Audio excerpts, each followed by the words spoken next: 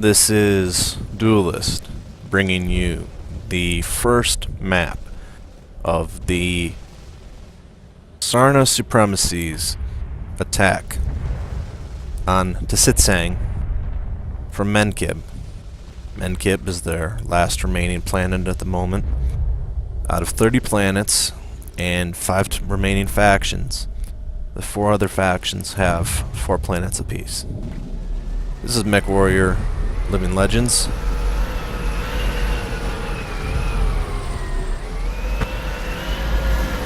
I am Duelist. I am the battle supervisor for this particular round of the Cast March. A campaign in Cast March is the best 3 out of 5 maps. The planet changes hands if the attackers win the majority of the maps, or it stays with the defenders. A planet can be neutral, as in no faction controls it, and that is usually in the beginning of the event, or it can be owned by another faction. In this case, this planet is neutral. This is TC Stonerose, and this will be the first map. Both teams are 5 versus 5 players.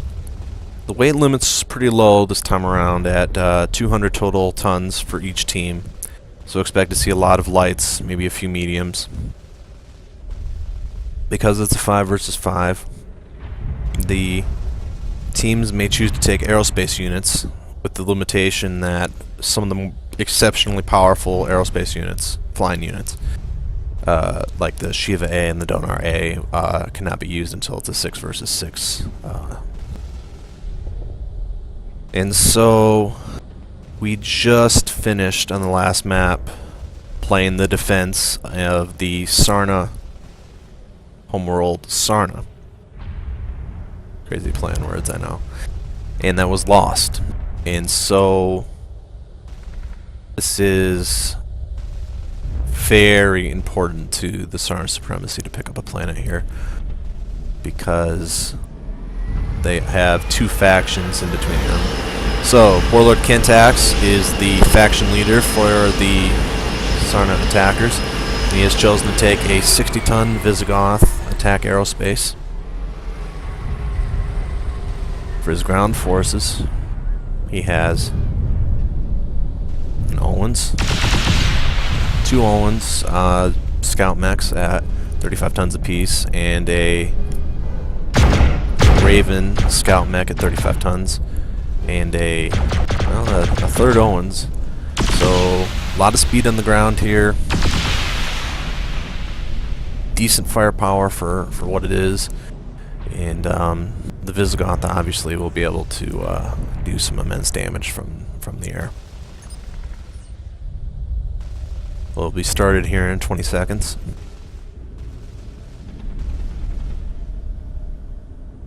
So it'll be pretty imperative that the other team either get to cover quickly or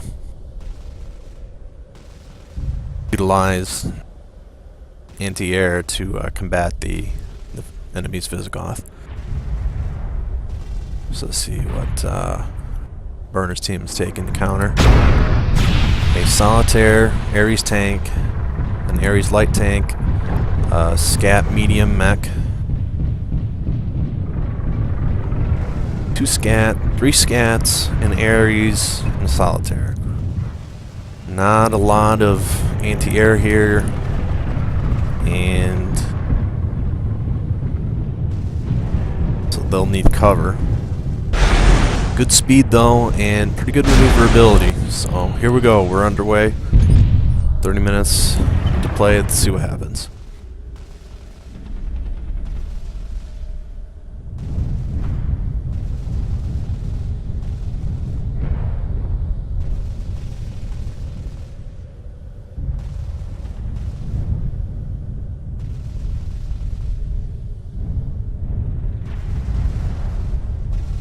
Our child is in a light 25-ton Solitaire mech. It's the fastest ground asset in game, especially when it has turbo speed. Not sure if this model has that.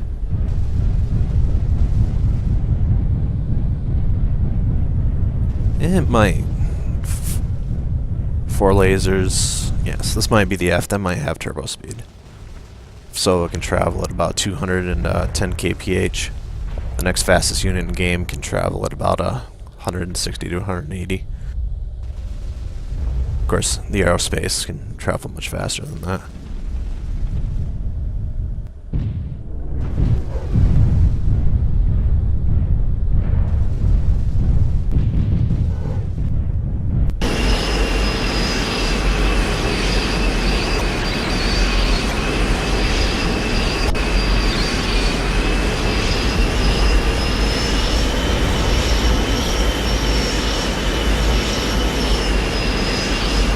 Looks like he's in attack formation.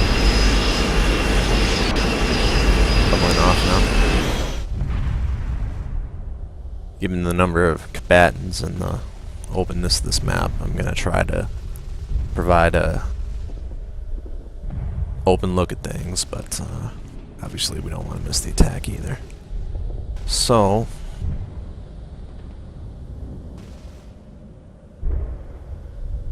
you can see Starchild's in the middle. Kentax's ground units are pretty far away.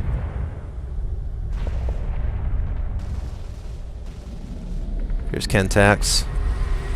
Probably has the solitaire on radar now.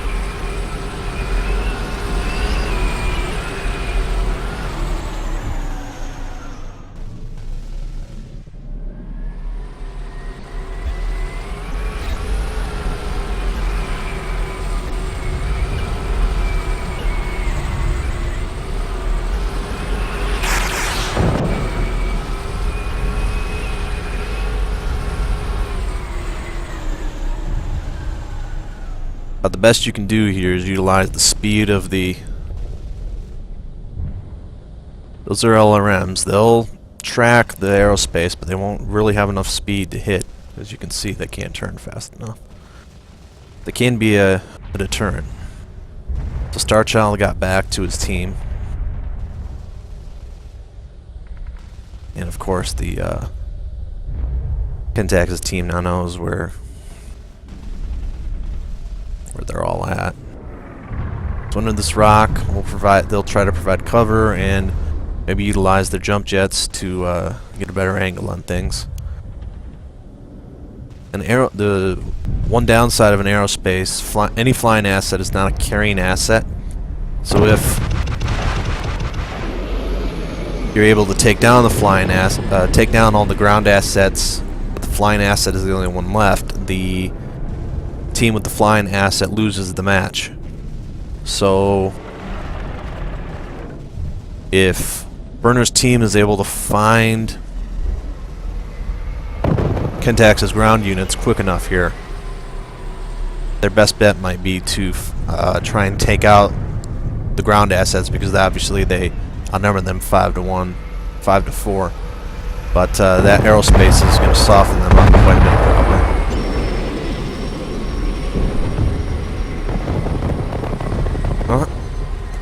Missiles hit the engine.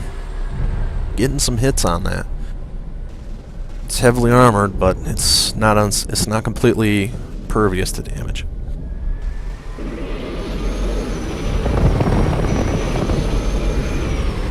Now we have movement on the ground. Both teams know where they're at.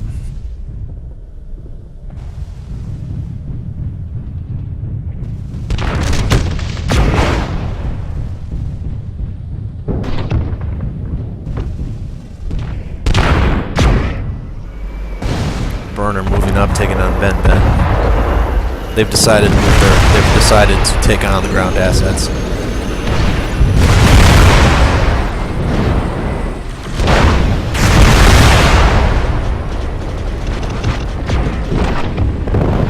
Zach is down. They've lost their Ares tank.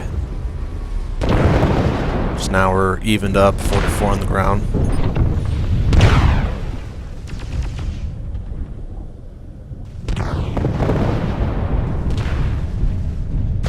Burner's mech is taking pretty heavy damage here. Burner's down.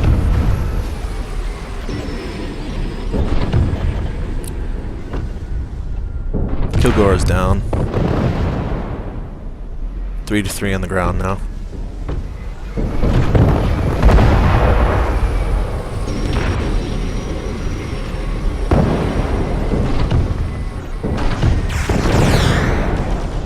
Ben's down.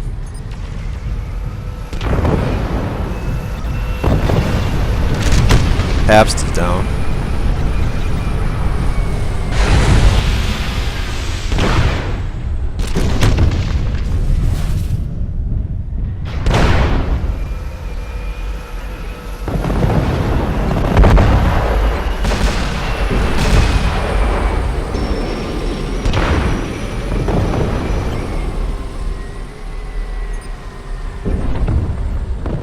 Weaver is down. Hawkeye is down. Okay, the aerospace doesn't carry. So the inner sphere has won. The defenders have taken the first map.